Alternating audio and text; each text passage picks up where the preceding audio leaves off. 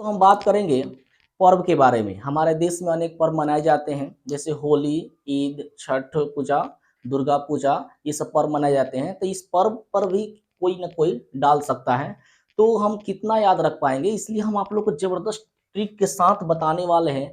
मात्र इसको आप लोग याद रखिए, इसको आप लोग समझिए, इसको घर पे प्रैक्टिस करिए। एक मात्र इसी पे आप लोग को 7 लाइन पर, चाहे कि होली पर दे, दीपावली पर दे, ईद पर दे, दुर्गा पूजा पर दे, या कोई भी पर्व पर दे, आप आसानी से इस 7 लाइन जो हम आप लोगों को बता रहे हैं, बस इसी को आप लोग लिख देंगे, आराम से काम बन जाएगा। हल्का फुल्का थोड़ा सा चेंज करेंगे, उसके बाद सेम टू सेम यही लिख देना है। मात्र जबरदस्त ट्रिक के साथ आप लोग को बता रहे हैं दोस्तों, कर रहा है।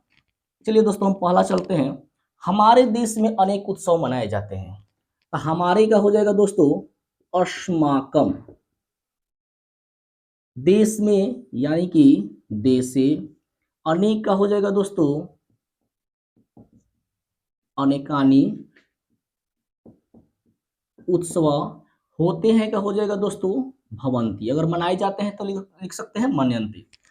अब दोस्तों देखते हैं, हमारे देश में अनेक उत्सव मनाए जाते हैं, यानी कि चाहे आप होली पर आए, दीपावली पर आए, ईद पर आए, दुर्गा पूजा पर आए, छठ पूजा पर आए, या किसी भी कोई भी पर्व पर आए, इस सेंटेंस को आराम से हम लिख सकते हैं। ये सबके लिए भाई मनाए जाते हैं। उनमें होली सबसे उत्तम पर्व है। अब दोस्तों, अगर होली आएगा तो यहाँ पे होली लिख देंगे, दीपावली आएगा तो यहाँ पे दीपावली लिख देंगे, ईद आएगा तो ईद लिख देंगे, दुर्गा पूजा आएगा तो दुर्गा पूजा लिख देंगे। तो उनमें का दोस्तों हो जाएगा तेसु होली सर्वोत्तम पर्व अस्ति। मात्र ये जो बताएंगे 7 लाइन, इसको आप कंफर्म प्रैक्टिस कर लीजिए। उसके बाद आपका कोई भी पर्व आए, आराम से इससे लिख सकते हैं और 7 नंबर प्राप्त कर सकते हैं दोस्तों। तो अब कह रहा है 3 नंबर में, यह उत्सव फागुन महीने में शुक्ल पक्ष में होता है। अब थोड़ा सा हम समझेंगे दोस्तों। अगर होली पर आएगा तो होली चूंकि फागुन मास में मनाया जाता है, तो लिख सकते हैं फागुन मास से। अगर मान लो दोस्तों छठ पर्व आ गया तो कार्तिकेय मास से। अगर दोस्तों मान लीजिए कि आपका दुर्गा पूजा आ गया तो आश्विन मास से। इस तरह थोड़ा सा यहाँ पे चेंजिंग कर सकते हैं। तो यह उत्सव तो दोस्तों हो जाएगा अयम उत्सव फागुन महीने में, यानी कि हो जाएगा फाल्गुन मासे, इसको मिटा दे रहे हैं दोस्तों, शुक्ल पक्ष में, यानी कि शुक्ल पक्षे होता है, यानी कि भवंती। यहाँ पे थोड़ा सा चेंजिंग कर सकते हैं दोस्तों। होली आ रहा है तो फागुन महीने में शुक्ल पक्ष में, अगर दुर्गा पूजा आ रहा है तो आश्विने मास से, अगर छठ पूजा आ रहा है तो कार्तिकेय मास से। इस तरह चेंजिंग करके इसे आराम से लिख सकते हैं। अब दोस्तों करें, होली हिंदुओं का प्रमुख पर्व है। अब होली की जगह दीपावली होगा तो दीपावली भी लिख सकते हैं, बाकी ऐसे ही लिख सकते हैं। ईद, लेकिन ईद जो होगा तो यहाँ पे थोड़ा सा चेंजिंग कर लेंगे। यहाँ पर हिंदुओं की जगह पर मुस्लिमों का लिख देंगे, यानी कि होली की जगह हम होली लिख दिए। और हिंदुओं का बोल रहा है, यानी कि हिंदू नाम। अगर आ जाएगा मुस्लिमों का तो मुस्लिम नाम हो जाएगा प्रमुख पर्व अस्ति। अब कह रहे मुझे होली बहुत अच्छा लगता है, तो यहाँ पर जो भी अगर दूसरा कुछ पूछे तो खाली यहाँ पर चेंज कर सकते हैं। मह्याम होली बहव रोचते।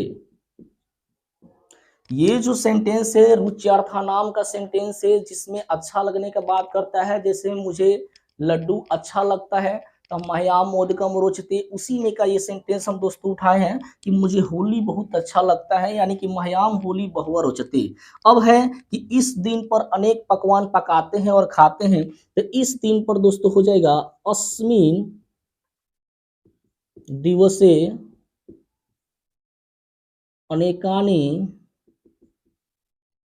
पकवानी पचंती च खादंती।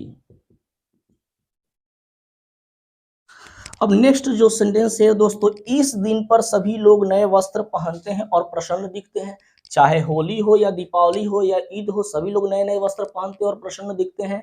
तो इस दिन पर बोल रहा है तो हो जाएगा अस्मिन दिने या दिवसे भी लिख सकते हैं। सर्वे जना नववस्त्राणि धारन्ति प्रसन्ना च दृश्यन्ते। इस तरह दोस्तों देख पा रहे हैं यहाँ पर कि हम हिंदी लिख दिए हैं और इसका संस्कृत लिख दिए हैं।